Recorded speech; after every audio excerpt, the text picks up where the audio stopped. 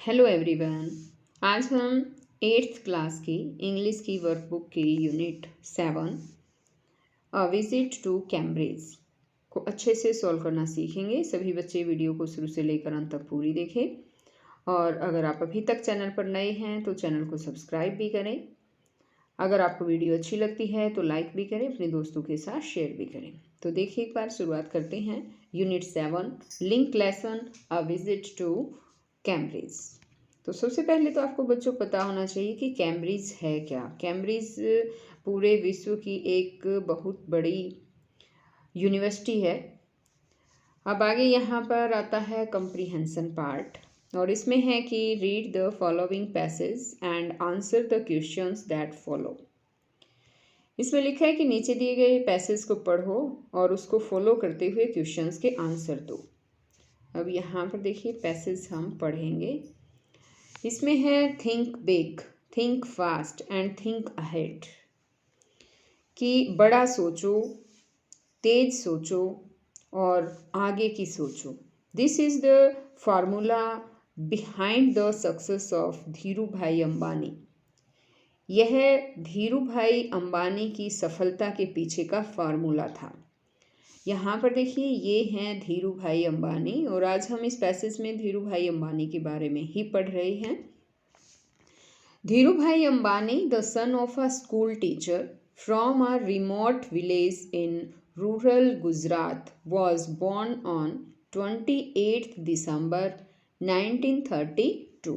धीरूभाई अंबानी एक school teacher के बेटे, रूरल गुजरात यानी कि ग्रामीण गुजरात के एक पिछड़े हुए गांव के एक स्कूल टीचर के बेटे, जिनका जन्म 28 दिसंबर 1932 में हुआ था।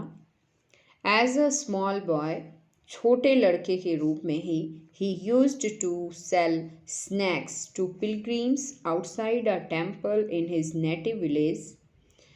कितने छोटे बचपन में ही, यानी कि स्मॉल बॉय ऐसे कह सकते हैं, बचपन में ही वह अपने मातृगांव के एक मंदिर के बाहर पिलग्रिम्स, जो तीर्थयात्री होते हैं, उनको स्नैक्स बेचते थे।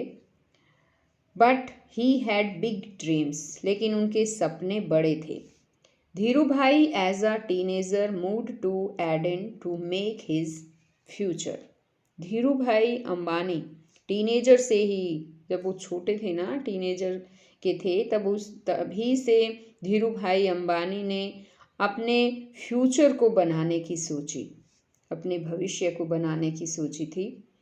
ही started working as an attendant in a petrol station. उसने पेट्रोल स्टेशन पर अटेंडेंट के रूप में भी काम शुरू किया था। Then he took up a clerical position in an oil company. तब उन्होंने ऑयल कंपनी में क्लरिकल पोजीशन यानी क्लर्क के रूप में भी कार्य किया।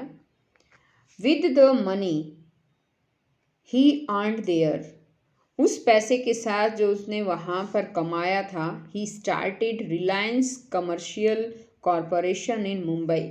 उस पैसे से उन्होंने मुंबई में रिलायंस कमर्शियल कॉरपोरेशन जो है वो शुरू की।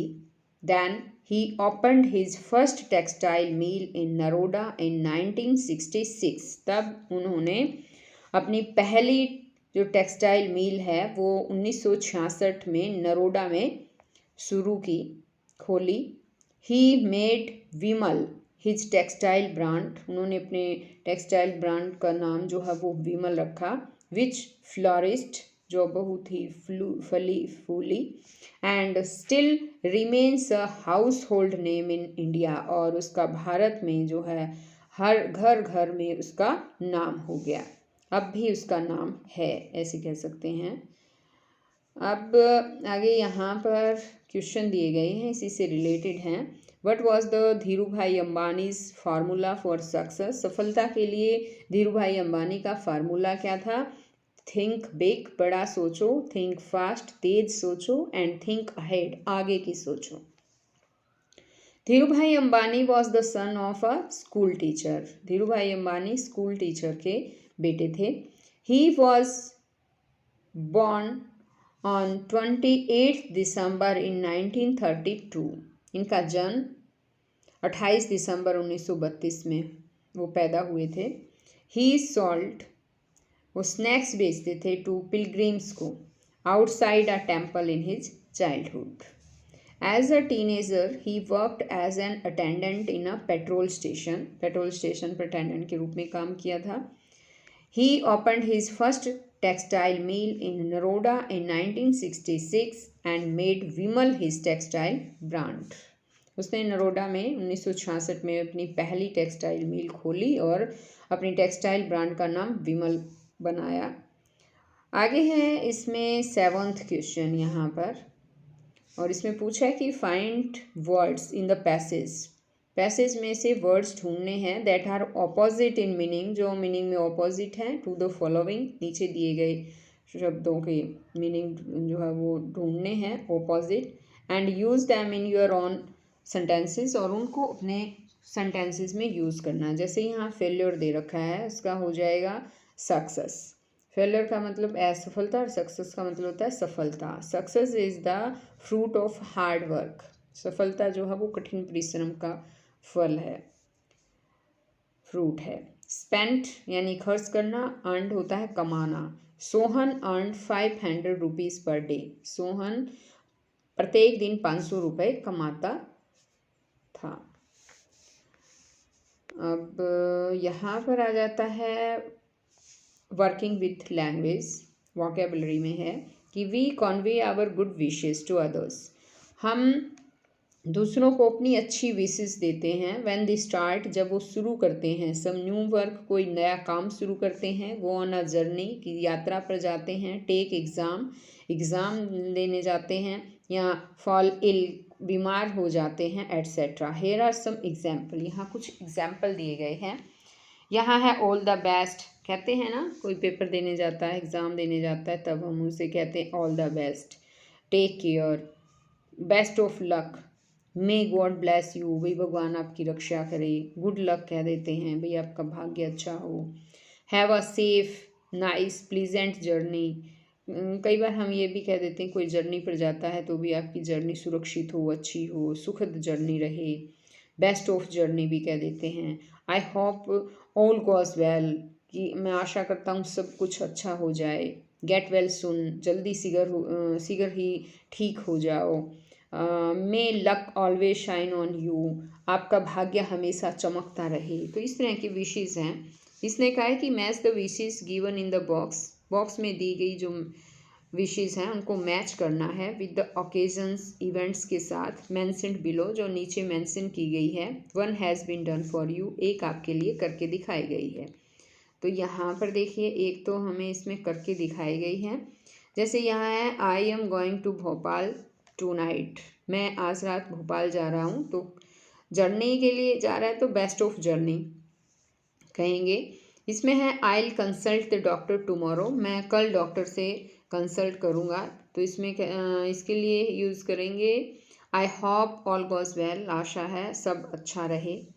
आई am going to perform a difficult experiment tomorrow, मैं कल एक डिफ़िकल्ट जो एक्सपेरिमेंट है वो करने जा रहा हूँ। तो फिर कोई काम, नया काम शुरू करने जाते हैं या कुछ नया करते तो ऑल द बेस्ट कहते हैं।